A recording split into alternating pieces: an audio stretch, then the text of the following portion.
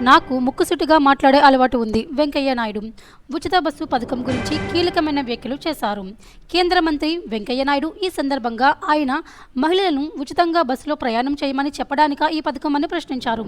ఈ పథకానికి సంబంధించి ఎవరో మీకు సలహా ఇచ్చారా అని కూడా ఆయన సందేహం వ్యక్తం చేశారు.